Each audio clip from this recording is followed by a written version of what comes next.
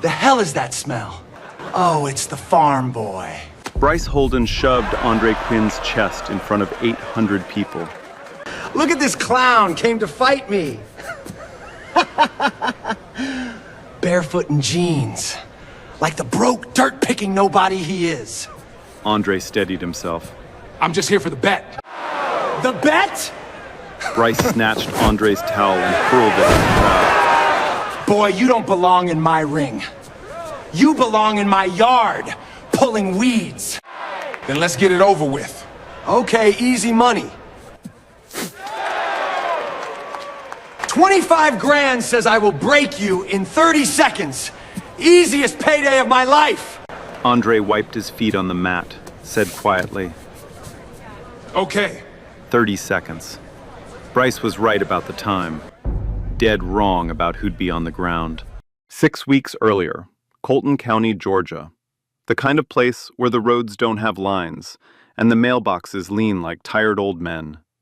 Out here, the land is everything. You lose your land, you lose your name. Andre Quinn woke up at 4:30 every morning. Same boots, same flannel, same silence. He'd been running his father's 80-acre soybean farm alone since the old man died 6 years ago. No wife, no crew, just him, a half-broken tractor, and a dog that followed him from row to row without being asked. 42 years old. Built like a man who'd spent his whole life lifting things heavier than himself. But you wouldn't notice. He wore everything 2 sizes too big. Kept his head low. Spoke so little that some neighbors thought he might be slow. He wasn't slow. He just had nothing to prove to anyone. There was one thing people noticed, though. A scar, long, jagged, running from his left wrist to his elbow. When Mrs. Dalton at the general store asked about it once, Andre glanced down and said, "Fence wire." She nodded, didn't ask again. It wasn't fence wire. The truth was locked inside a metal trunk in Andre's storage shed. Dog tags, a unit patch with no name on it. Training logs written in shorthand that only 12 men in the world could read. Andre hadn't opened that trunk in 9 years. He'd promised his mother he never would again. Deborah Quinn, 68, sharp tongue, soft hands, lived in the cottage behind the main house. She knew what her son had been. She knew what he could do. And every single day, she prayed he'd never have to do it again. But the farm was dying, 3 months behind on property taxes. The letter from the county sat on the kitchen table like a bomb nobody wanted to touch. 60 days to pay, or the land goes to auction.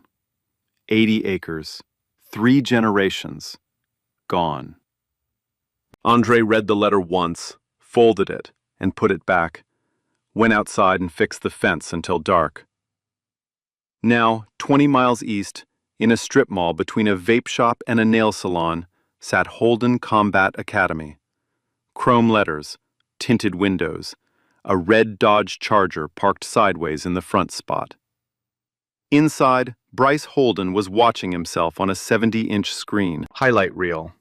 14 amateur fights, 14 knockouts, spinning kicks, flying elbows, showtime finishes, all edited with slow motion and bass-heavy music. Bryce watched his own footage the way some men watch the sunset. With love. 3rd-degree black belt in Taekwondo. 35 years old. Jaw like a brick, ego like a billboard. Bryce didn't just fight, he performed. Every match was a content piece. Every opponent was chosen carefully. Too old, too small, too broke to say no. He'd challenge them on camera, bet cash they couldn't afford to refuse, win in under a minute, and upload the footage before the bruises set in. It was a system, and it worked. His students, 6 of them, all white, all loyal, sat around him like disciples.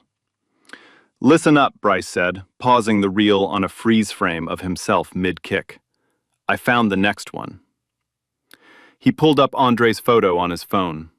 A candid shot from the county fair, Andre standing behind his vegetable stand, hat low, eyes down. Black farmer. Big, slow, dumb as dirt. Lives alone on some broken-down property outside town. Bryce zoomed in on Andre's face. Look at him. Doesn't even make eye contact. This guy's never thrown a punch in his life. One student laughed. What's the bet? $5,000 to start. We filmed the whole thing. He says no, we get the coward video. He says yes, I drop him in 20 seconds and we get the knockout video. Either way, easy money, boys. He tossed his phone on the couch and cracked his neck. The only question is how bad I want to embarrass him. And 20 miles west, Andre Quinn was kneeling in the dirt, pulling weeds by hand, with no idea that he'd just become someone's next content piece.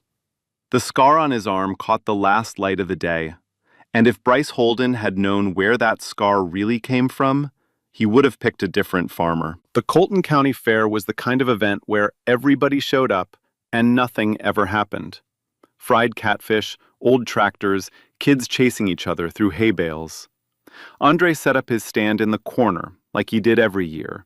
Tomatoes, sweet corn, green beans, all laid out neat on a folding table with a handwritten price sign. He didn't notice the black pickup truck pulling into the lot. Didn't notice the camera crew climbing out. Didn't notice Bryce Holden walking through the crowd like he owned the county. Bryce had set up a small stage near the food trucks.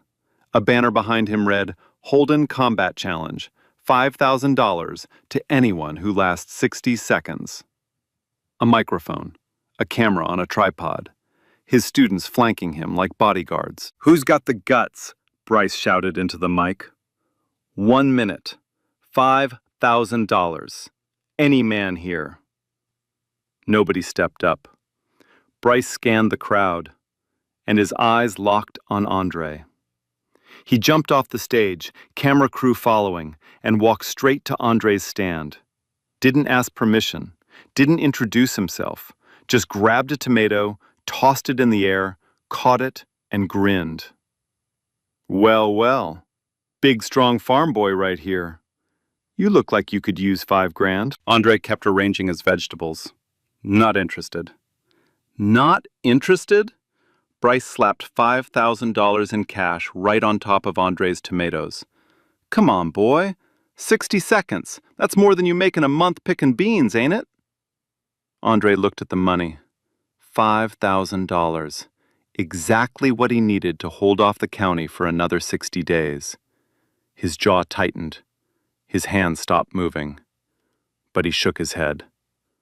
No, thank you. Bryce leaned in close. Close enough for only Andre to hear. You people never did have any spine. Then he turned to the camera, grinned wide, and said out loud, Guess there's nobody in this whole county man enough to step up. Not one. He shoved Andre's shoulder on his way past. The camera caught it perfectly. Andre didn't stumble, didn't move an inch, like shoving a tree. Bryce noticed. For half a second, something flickered in his eyes. Then he laughed it off and walked away. That night, the video went up. Title, Scared Farmer Runs from $5,000 Challenge. 300,000 views in 48 hours. And in the comments, Andre Quinn became a punchline. But the letter from the county tax office was still sitting on his kitchen table, and the number on it hadn't changed. The video changed everything. At the grocery store, 2 teenagers pointed at Andre and whispered. At the gas station, a man he'd known for 10 years looked at him and said, Saw you on the internet, Quinn. Rough look. Andre said nothing, loaded his truck, drove home. But online, it was worse. The comment section became a sewer. That big dude just stood there like an animal. Typical. All size, no fight. Somebody teach that farm boy how to be a man. 300,000 strangers had an opinion about a man they'd never met. And Bryce Holden read every single one of them with a smile. His follower count jumped 12,000 in a week. 2 weeks after the fair, the black pickup truck came back. This time, it pulled right onto Andre's property. Bryce. 4 students, 2 cameras. Andre was fixing a fence post near the road when they climbed out. Bryce was already filming on his phone, narrating like a nature documentary host. "We're here at the famous Quinn Farm, folks, home of the fastest runner in Colton County." His students laughed on cue. "Let's see if our friend grew a backbone since last time." Andre set down his tools. "You're on my land." "Your land?" Bryce looked around with exaggerated disgust. "This dump? County's gonna take it anyway. Heard you can't even pay your taxes, Quinn. Maybe if your kind spent less time complaining and more time working. I work every day." "You call this work?" Bryce kicked over a bucket of fence nails. "My dog works harder than you, and he's better company." Andre bent down and started picking up the nails, one by one. "Tell you what," Bryce pulled out a stack of bills. 10 grand this time. I'm being generous. Most people wouldn't waste this kind of money on someone like you." "Please leave." "Please," Bryce mimicked Andre's voice in a high-pitched whine. "Please. Yes, sir. No, sir. That's all you people know how to say, isn't it?"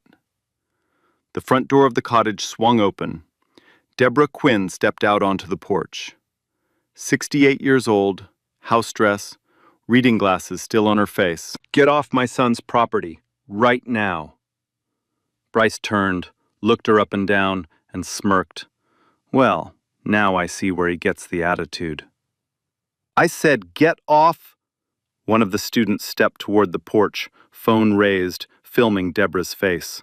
She swatted at the phone. The student shoved her arm away, hard. Deborah stumbled backward into the railing. What happened next took less than a second. Andre crossed 15 feet of dirt like it was nothing. His hand locked around the student's wrist and twisted. Not far enough to break, but far enough to make the kid's knees buckle. The student gasped, dropped his phone, and crumpled sideways. Andre let go, stepped back, hands at his sides. The whole thing was over before anyone could blink. The student grabbed his wrist, confused, eyes wide. He didn't even know what had happened, just that his arm had stopped working for a moment, and the farmer was already walking away. Bryce saw it, pulled up the footage later that night in his gym, played it at half speed. The grab, the twist, the release. It was fast, too clean. He paused the video on Andre's hand position, stared at it for 10 seconds. Then he shrugged. Lucky grab. Farm boy got scared and got lucky. He closed his laptop. Doesn't change a thing. He's still nobody. But Bryce's student, the one who got grabbed, didn't sleep well that night. His wrist was bruised for 2 weeks, and he never went back to the Quinn farm again. Meanwhile, the county sent its final notice, 30 days, pay $24,800 or the farm goes to public auction. 3 generations, 80 acres. Andre's father had worked that land until his hands bled, his grandfather before that, and now a piece of paper was going to erase all of it. Andre sat on the porch that evening, staring at nothing. Deborah brought him coffee, sat beside him, said nothing for a long time. Then, "Your daddy kept this land with his back. You can keep it with what God gave you." Andre didn't answer. "I know what I made you promise," she said, "and I know why. But that boy is not going to stop. You know that." Andre still didn't answer. But his hand, the one with the scar, tightened around the coffee mug until his knuckles went pale. The next morning, his nephew Jalen came home from school crying. A white kid in his class had shown the video during lunch. "Your uncle's that scared farmer on TikTok," the kid said. "My dad says your whole family's nothing but dirt." Jalen was 10. He didn't know what to do with that.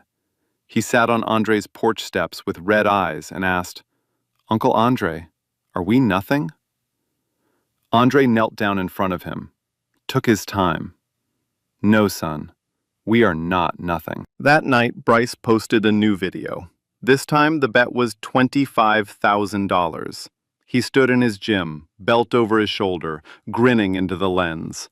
25 grand. Open challenge to Andre Quinn, the coward of Colton County. And if this farm boy somehow beats me, I'll shut down my gym. That's how sure I am. Because let's be real, we all know how this ends. Same way it always does with his kind. 25,000. More than enough to pay the taxes, save the farm, keep his father's name on the deed. Andre watched the video once. Then he watched Jalen's face, still puffy, still hurt. He got in his truck, drove 20 miles east, walked through the chrome doors of Holden Combat Academy. Every head turned, every conversation stopped. Bryce was sitting on a weight bench, phone in hand. He looked up and grinned. Well, well, look who finally... I'll take it. 3 words. Quiet. Flat. No anger, no fear. Bryce blinked. Then he laughed, loud, forced, for the camera's already rolling. You hear that, boys? The farm boy wants to play. But something in Andre's eyes made one of the students step back. Something still. Something that didn't belong in a farmer's face. Bryce didn't notice. He was too busy celebrating. He should have been paying attention. Andre drove home and went straight to the storage shed. In the back corner, behind rusted tools and stacked feed bags, sat a metal trunk. Padlocked, dusty, untouched for 9 years. He knelt down, turned the key, opened it slow. Dog tags, a unit patch with no name, just a number and a trident. Training logs in shorthand. And at the bottom, wrapped in an old towel, a pair of black combat gloves. He picked them up, slid them on. They fit like they'd been waiting. He didn't call anyone, didn't make a plan, didn't look anything up. That night, he hung a heavy bag from the barn beam with a chain. Hit it once. The sound cracked through the empty farm like a gunshot. The dog bolted. Andre hit it again. And again. Footwork on the dirt floor. Shadow combinations under the floodlight of his truck. Movement so smooth it didn't look learned. It looked remembered. Pastor Elton Moore stopped by the next evening, saw Andre through the barn door, watched him work the bag for a full minute without saying a word. Then, quietly, "So you've decided?" Andre nodded, kept hitting. Pastor Moore watched Andre's feet, too precise, too fluid for any farmer he'd ever known. He exhaled slow and whispered to himself, "Lord, have mercy on that boy Holden." Andre trained every night for 2 weeks, alone, silent. The only sound was leather on canvas and breath in the dark. He wasn't learning anything new. He was waking something up. Fight night.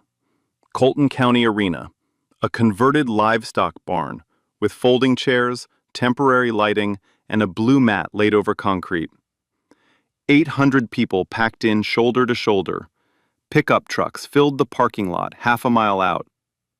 Bryce had promoted this thing like a title fight. Flyers at every gas station. Countdown posts on Instagram. A local radio station even ran a segment. Can the Colton farmer survive 60 seconds? Nobody thought he could. Bryce arrived first. Black SUV. Entourage of 6. Custom walkout music. Bass so heavy it rattled the metal walls. He stepped through the crowd in a black gi with gold stitching, his name embroidered across the back. Belt over his shoulder, arms raised. The crowd roared. He took the mic. "Ladies and gentlemen, tonight you're about to witness the fastest $25,000 ever earned. He pointed at the glass case beside the mat. 25,000 in cash, stacked neat, lit from below like a trophy. And when I'm done with this farm boy, maybe I'll use the money to buy his little property and turn it into a parking lot. The crowd laughed, some cheered, some didn't. Then Andre walked in. No music, no entourage, no banner, cut-off jeans, plain white t-shirt, barefoot. He came through the side door, the one meant for equipment, and walked toward the mat like a man walking to check his mailbox. Hands at his sides, eyes forward, no expression. The arena went half silent. Then the murmurs started. Then the laughter. Is he serious? Someone whispered. Bryce grabbed the mic again.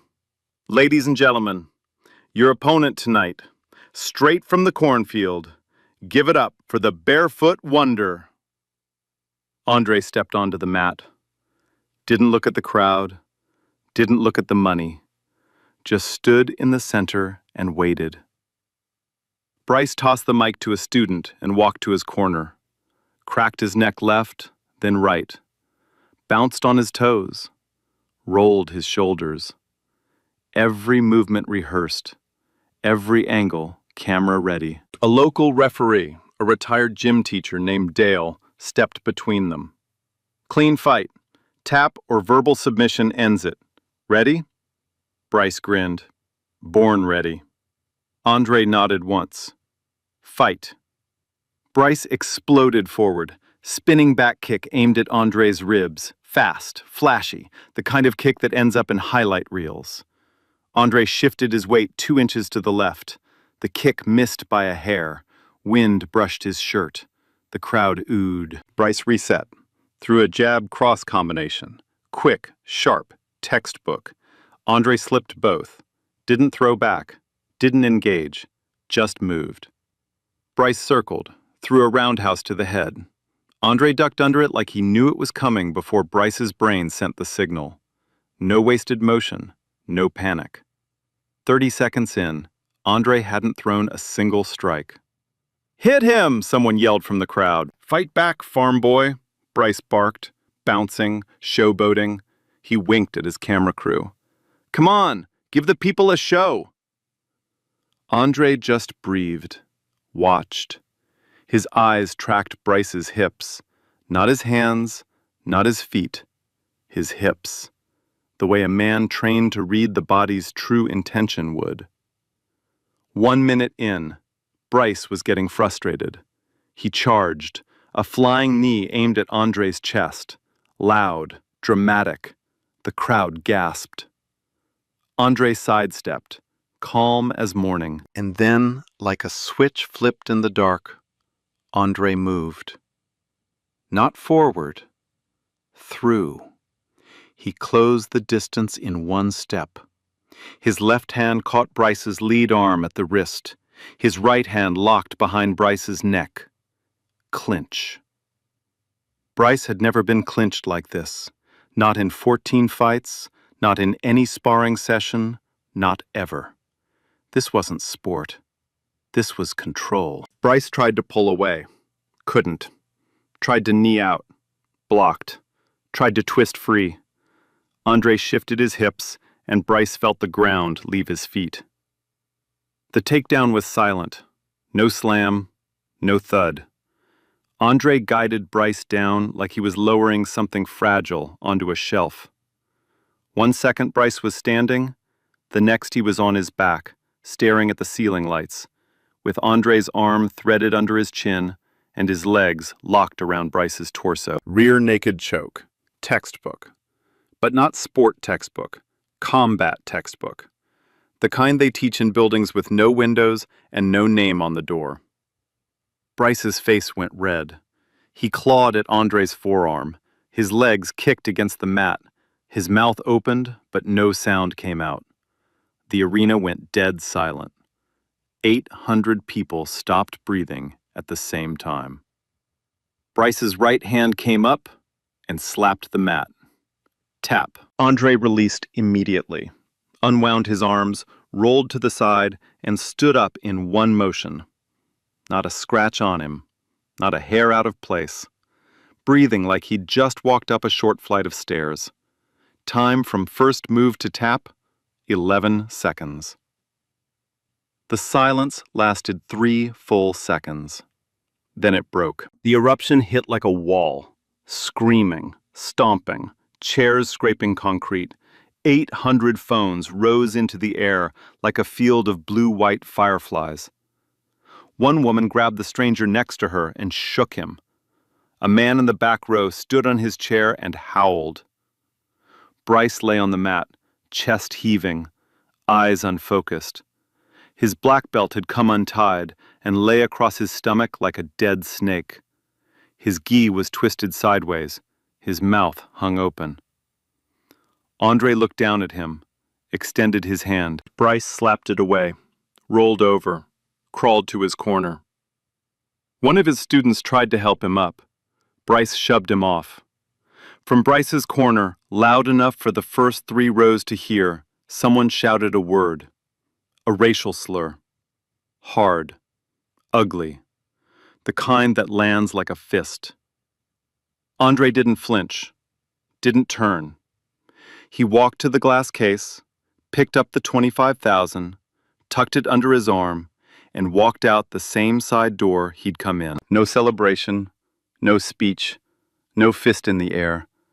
Just a barefoot man in jeans carrying a box of cash through a gravel parking lot. Alone. Inside the arena, 14 phones had already uploaded the footage. By midnight, it had 600,000 views. By morning, 2 million. By the end of the week, 5 million. Hashtag Farmer Quinn trended nationally. Hashtag Easy Money became a meme. Sports channels, fight pages, reaction accounts, everyone had the clip. Everyone had the same question. Who is that guy? Nobody knew. Not yet. But Bryce Holden knew one thing. He had just been humiliated in front of the entire internet. And humiliation, for a man like Bryce, was not something he swallowed. It was something he weaponized. 3 days later, Andre Quinn received a certified letter at his mailbox. Not from the county this time. From a lawyer. The letter was from Gavin Wells, attorney at law. 14 pages. Civil suit filed on behalf of Bryce Holden against Andre Quinn. Charge, aggravated assault resulting in serious bodily injury. Demand, $200,000 in damages. Andre read it once, standing at his mailbox. Read it again at the kitchen table. Deborah sat across from him, hands folded, lips pressed tight. 200,000, Andre said quietly. I don't have $200. That's the point, Deborah said. He doesn't want money. He wants you broken. She was right. But the lawsuit was only the first move. 3 days later, Bryce Holden appeared on a regional morning news show. He sat in a soft chair, arm in a navy blue sling, eyes red. His voice shook, just enough to be convincing. I organized a friendly exhibition, a fun community event. That's all it was. He paused, swallowed hard. That man, he used techniques I've never seen before. Military techniques, on a civilian, in front of families. Children were watching. The host leaned in. Are you saying you believe Andre Quinn has formal combat training? I'm saying no normal farmer moves like that. Bryce looked directly into the camera. I'm lucky to be alive. And I want to know, why is nobody asking who this man really is? The segment aired twice. By noon, it had been clipped and shared across every platform. The narrative flipped overnight. Farmer or fighter ran the headline on 3 local news sites. Mystery man uses military force in amateur bout. One blog ran the headline, Dangerous veteran attacks local business owner. Reporters started calling. 2 showed up at the farm. Andre didn't answer his door. His military record was searched, But SEAL files are classified. All anyone could find was Honorable Discharge, U.S. Navy. No unit, no specialization, no details. Just enough to fuel suspicion, not enough to confirm anything. And then the money disappeared. A court order froze the $25,000 as evidence in the pending case. The cash Andre had carried out of that arena, the cash that was supposed to save his farm, was locked in a courthouse vault. Gone. The county didn't care about lawsuits or viral videos. The county cared about taxes. And the deadline hadn't moved. Within a week, the property auction notice went up on the county website. 80 acres, Quinn Family Farm, scheduled for public sale in 45 days. Andre's produce stand sat empty. The few customers he had left stopped coming. Not because they didn't believe him, but because cameras kept showing up. Nobody wants to buy tomatoes next to a news van. The church split. Half the congregation said Andre was right to defend himself. The other half said a man who could do what Andre did to Bryce in 11 seconds was hiding something dangerous. I don't care if he won, one woman told Pastor Moore after Sunday service. A man who can do that and show no emotion, that's not normal. That's not safe. Pastor Moore listened, didn't argue. But after she left, he sat in the empty church for a long time, staring at the cross, and said to no one, "That boy showed more restraint in 11 seconds than most men show in a lifetime." Nobody heard him. Online, the tide turned ugly. The comments under the original fight video shifted from admiration to accusation. He's trained. He's military. He lied. Why is a guy like that living on a farm? What's he hiding? And then the ones that didn't even pretend to be about fighting. Another dangerous black man walking free. This is why people lock their doors. Animal. Andre saw them. He shouldn't have looked, but he did. Sat on his porch at 2 a.m, scrolling through his phone, reading strangers describe him as something less than human. The same word kept showing up, over and over. The one Bryce's corner man had shouted at the arena. Now it was everywhere. In comments, in memes, in quote tweets, and nobody was deleting it. He put the phone down, picked up his coffee. It was cold. Jalen showed up the next afternoon, backpack still on, eyes still carrying whatever happened at school that day. He sat on the porch steps without saying hello. "Uncle Andre?" "Yeah." "You won, right? You beat him." "I did." "Then how come we're still losing?" Andre had no answer for that. He looked at the soybean field. Half the crop was turning yellow because he hadn't been able to afford fertilizer. He looked at the auction notice pinned to the telephone pole at the end of his driveway. He looked at his hands, the same hands that had ended Bryce Holden in 11 seconds, and they felt useless. That was the bottom, right there.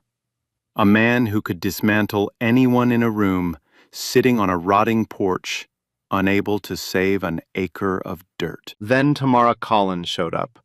She drove a silver Honda with a cracked windshield and a press badge clipped to the visor.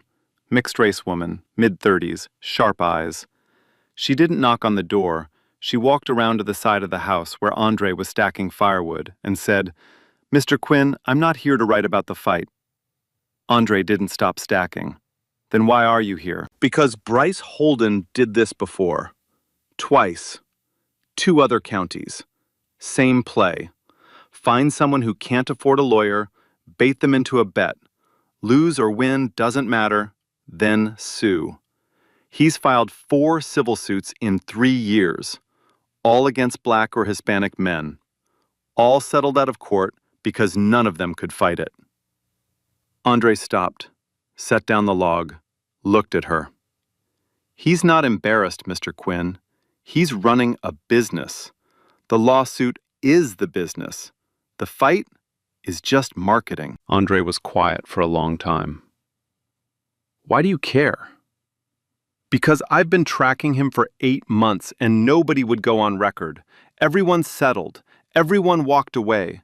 You're the first person who actually beat him, and you're the first person he can't scare into silence. Andre turned back to his woodpile. I'm not trying to be anybody's hero, ma'am. I'm not asking you to be.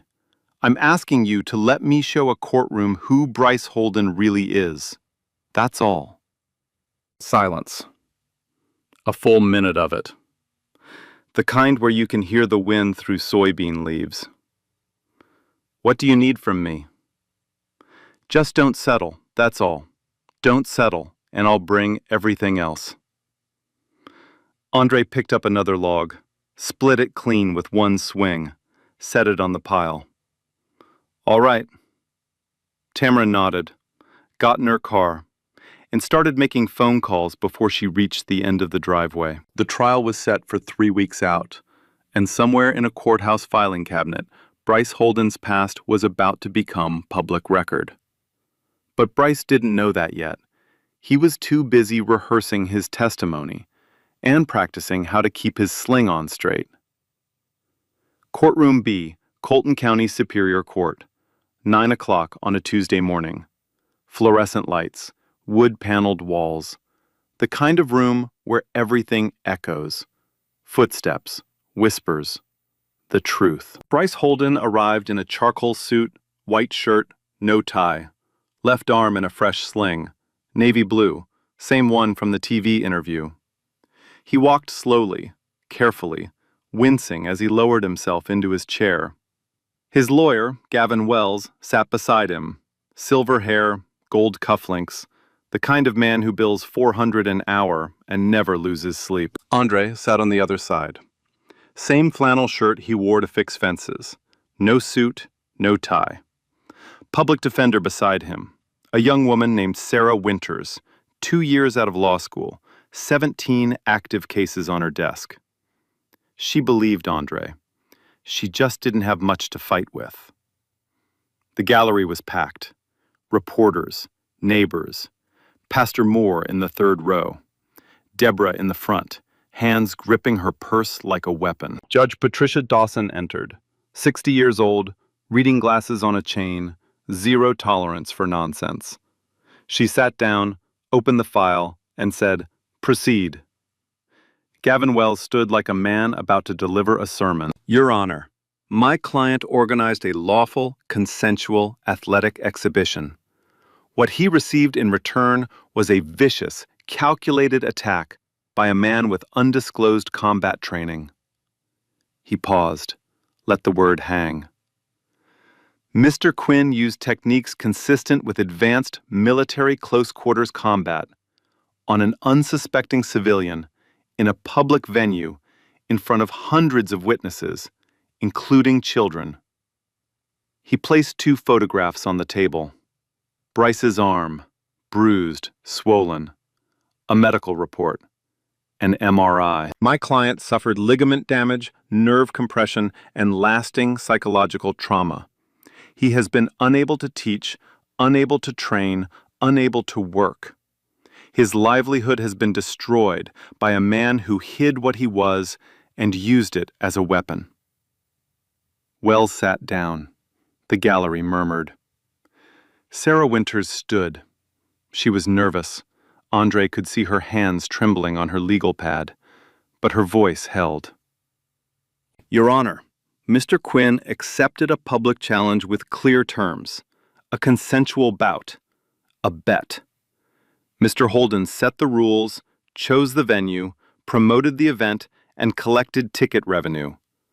Mr. Quinn simply showed up and won. Won? Wells cut in. He nearly killed... Counselor. Judge Dawson's voice was flat. You'll get your turn. The room went quiet. Wells called Bryce to the stand. Bryce walked slowly, too slowly, Andre thought, and sat down with a grimace that looked rehearsed. Tell us what happened that night, Mr. Holden. Bryce took a breath, looked at the gallery. I thought it was going to be fun, a friendly match. I've done dozens of these, his voice cracked. But when he grabbed me, I knew something was wrong. That wasn't fighting. That was something else. I felt my arm twisting in a direction arms aren't supposed to go. I heard a pop, and I honestly thought, he was going to kill me. A woman in the gallery gasped. I tapped. I surrendered, and he held on for another full second before letting go. That second felt like forever. Andre's jaw tightened. That was a lie. He had released the moment Bryce tapped. Immediately. The video proved it. And that's when Tamara Collins opened her laptop in the third row. Sarah Winters approached the bench. Your Honor, we'd like to submit new evidence. Judge Dawson raised an eyebrow. Go ahead. The first piece. The unedited video from the county fair. Not the version Bryce posted. The original, filmed by a bystander's phone from a different angle. It showed Bryce approaching Andre's stand, grabbing his collar, shoving his shoulder. Andre never raised a hand, never stepped forward. The aggression was one-directional, from Bryce, every single time. The second piece. Court records from 2 other counties. 2 prior lawsuits filed by Bryce Holden. Same pattern. Public challenge, cash bet, then a lawsuit claiming injury. Both cases involve black men. Both settled because neither defendant could afford counsel. The third piece, sworn video depositions from 3 former students of Holden Combat Academy. One described being pressured to lie about injuries. Another described Bryce targeting people who won't fight back, always minorities, always broke. The third broke down crying and said, he told us to find guys who look tough but won't sue. His exact words were, the darker the better. Juries eat that up. The gallery erupted. Judge Dawson banged her gavel twice. The fourth piece, the one that ended everything. Security camera footage from Holden Combat Academy, dated the morning after the fight. Time-stamped 7:14 a.m. The screen showed Bryce Holden, no sling, no limp, no grimace, hitting a heavy bag with both hands, full power, laughing with a student, drinking a protein shake, rolling his left shoulder in wide circles like a man warming up for a workout, not recovering from nerve damage. Gavin Wells leaned over and whispered something to Bryce. Bryce's face went white. The sling on his arm suddenly looked like the most obvious lie in the room. Judge Dawson watched the footage twice, removed her glasses, looked directly at Bryce. Mr. Holden, I have seen enough. Then she turned to Andre. Mr. Quinn, do you have any formal combat training? The room held its breath. Deborah closed her eyes. Andre was quiet for a moment. Then he spoke. More words than anyone in that courtroom had ever heard him say at once. Your Honor, I served 12 years in the United States Navy, Special Warfare, SEAL teams. I was a close-quarters combat instructor at a facility I'm not authorized to name. I was honorably discharged 9 years ago. The room didn't gasp. It froze. Like the air had been sucked out through the walls. I promised my mother I would never use what I was trained to do. I kept that promise for 9 years. I kept it when Mr. Holden came to my property. I kept it when his students shoved my 68-year-old mother. I kept it when he called me things I will not repeat in this courtroom. His voice dropped low, steady, but his eyes were wet. I broke that promise for one reason, to save my family's land. That $25,000 was going to pay our taxes. That's all I wanted. I didn't want fame. I didn't want revenge.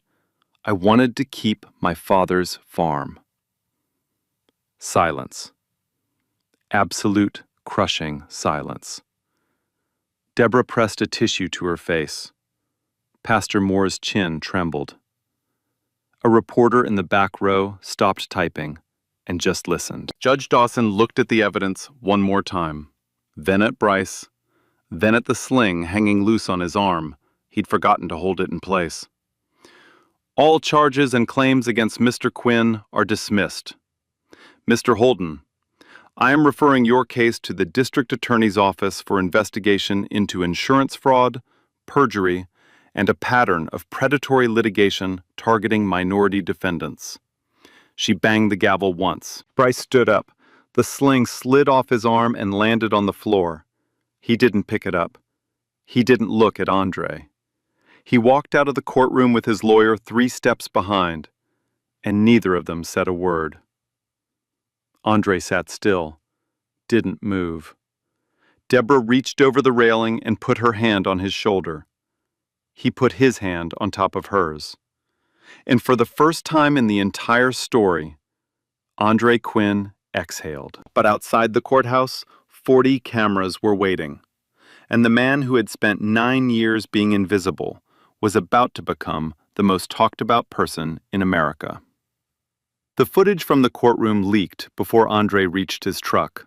Not the official recording. Someone in the gallery had live-streamed the entire hearing on their phone. By the time Andre drove the 20 miles back to his farm, the video had already been shared 40,000 times. The clip that broke the internet wasn't the fight. It wasn't the sling falling off Bryce's arm. It was Andre's testimony. Specifically, the moment his voice cracked when he said, "I wanted to keep my father's farm."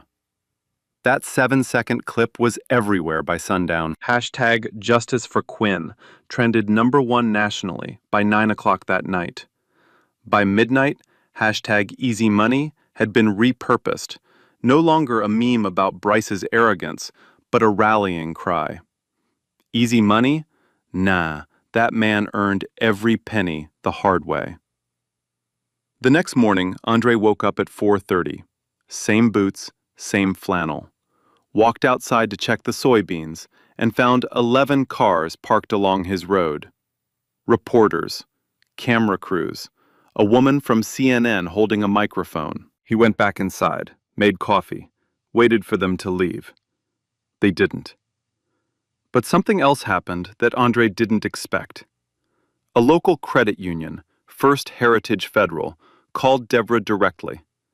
The branch manager had watched the courtroom video. He offered an emergency agricultural loan at 2% interest, enough to cover the back taxes, the overdue fertilizer bill, and the tractor repair Andre had been putting off for 2 years. The farm was saved. Andre signed the paperwork that afternoon at the kitchen table. Deborah sat across from him.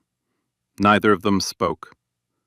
When he put the pen down, she reached across and squeezed his hand once. That was enough. 3 days later, the court released the $25,000. Andre deposited it the same day, paid off the remaining balance on the property taxes. The auction notice came down from the telephone pole. The county clerk stamped the file. Resolved. Paid in full. 80 acres, 3 generations, still standing. Meanwhile, Bryce Holden's world collapsed in stages. First, the Georgia Athletic Commission revoked his coaching license, pending investigation. The chrome doors of Holden Combat Academy were padlocked by the end of the week. His students scattered. 2 of them publicly apologized on social media and said they'd been pressured to participate in the harassment. Then the district attorney's office opened a formal investigation. Charges under consideration: insurance fraud, perjury, filing false police reports, and a pattern of predatory civil litigation targeting minority individuals across 3 counties. If convicted on all counts, Bryce faced up to 8 years. The 3 former victims Tamara Collins had found, 2 black men and 1 Hispanic man, all from different counties, filed a joint civil suit against Bryce, a class action. Their attorney held a press conference and said, "Mr. Holden didn't just exploit these men, he built a business model around their silence. That business is now closed." Bryce's social media accounts went dark. His highlight reel, 14 fights, 14 knockouts, was deleted. His red Dodge Charger was spotted at a used car lot 2 weeks later, a for sale sign in the windshield. Nobody bought it. And Andre? Andre did the last thing anyone expected. He opened a program. He cleared out the barn, moved the hay bales, swept the floor, hung a heavy bag from the same beam he'd used to train. He borrowed mats from the church recreation center. He printed flyers by hand, no fancy graphics, no chrome letters, and pinned them at the grocery store, the gas station, the post office. Ground and guard, free self-defense for the community, Saturdays, 9 a.m., Quinn Farm, all ages. First lesson, how to walk away. Second lesson, what to do when you can't. The first class had 9 people. The second had 22. By the 4th week, cars were parked along the road again. But this time, nobody was holding a camera. They were holding gym bags. The county board passed a resolution banning organized betting challenges on public property, aimed directly at the kind of predatory scheme Bryce had been running for years. Locals called it the Quinn Rule. Andre never commented on it. One evening after class, Jalen sat on the barn floor, catching his breath. He'd just thrown his first proper jab. Ugly, off balance, but real. Uncle Andre? Yeah? Were you scared before the fight? Andre knelt down beside him, took his time. Every day, son. Every single day. Then how did you do it? Andre put his hand on Jalen's shoulder. Being scared doesn't mean you're weak. It means you understand what's coming. Brave people aren't the ones who don't feel fear. They're the ones who feel it and step forward anyway. Jalen nodded, not because he fully understood, he was 10, but because he believed his uncle, and that was enough. Andre stood up, looked out through the barn door at the soybean field, green again, thick, catching the last light. He smiled, the first real smile in the entire story. And somewhere on the internet, 5 million people were still watching an 11-second clip of a barefoot farmer in jeans, wondering how they'd ever underestimated a man like that. So let me ask you something. When Bryce Holden walked up to Andre Quinn at that county fair, when he grabbed his collar, called him farm boy, told him he smelled, told him he was nothing, what did you feel? Be honest. You felt what I felt. That tightness in your chest, that heat behind your eyes, that voice in your head screaming, say something, do something, don't just stand there. But Andre did stand there. He stood there at the fair. He stood there when Bryce came to his farm. He stood there when his mother got shoved. He stood there when his nephew came home crying. He stood there while the internet called him a coward, an animal, and worse. 9 years of silence. 9 years of keeping a promise he made to a woman who loved him enough to ask him to bury the most dangerous part of himself. And when he finally broke that promise, he didn't do it for pride. He didn't do it for revenge. He didn't do it to prove anyone wrong. He did it for 60 days on a tax notice and an 80-acre soybean farm. That's what real strength looks like. Not the man who throws the first punch, not the man who talks the loudest, not the man with the black belt and the highlight reel and the chrome letters on his building. Real strength is the man who knows exactly what he can do and chooses not to, until he has no choice left. There's a word people keep using when they talk about Andre Quinn. They call him humble. And sure, he is. But I think that word misses the point. Andre isn't humble because he doesn't know his own power. He's humble because he does. He knows exactly what his hands are capable of. He's felt it. He's lived it. And he walked away from it, not because someone told him to, but because he decided that the man who came home from the Navy wasn't the man he wanted to be. That takes more strength than any chokehold. Think about that the next time you see someone quiet, someone who doesn't fight back, someone who takes the insult, picks up their hat, and walks away. You don't know what they're carrying. You don't know what they've survived. You don't know what they're holding back. And if you're that person, if you're the one who's been laughed at, looked down on, counted out, written off, I want you to hear this. Your silence is not weakness. Your patience is not cowardice.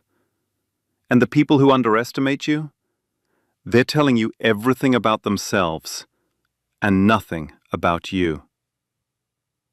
Andre Quinn didn't need Bryce Holden to validate him. He didn't need 5 million views.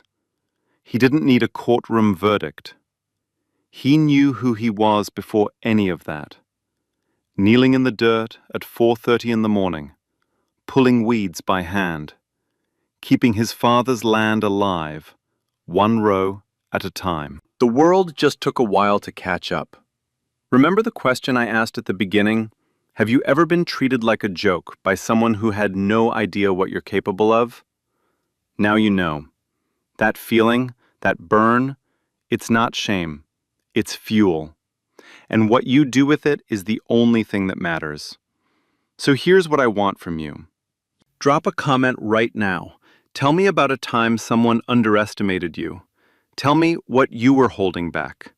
I read every single one, and I promise your story matters as much as Andre's. Share this video with someone who needs to hear it today. Someone who's been told they're not enough. Someone who's one moment away from giving up. And if you haven't yet, subscribe, hit the bell, because stories like this are why I do what I do. And the next one might be yours. Hashtag justice for Quinn. Hashtag easy money. Hashtag ground and guard. Hashtag stand up, stay ready. 11 seconds, that's all it took. 9 years of silence, broken in 11 seconds. Not for pride, not for revenge, for 18 acres and a dead man's name on a deed. You know what gets me?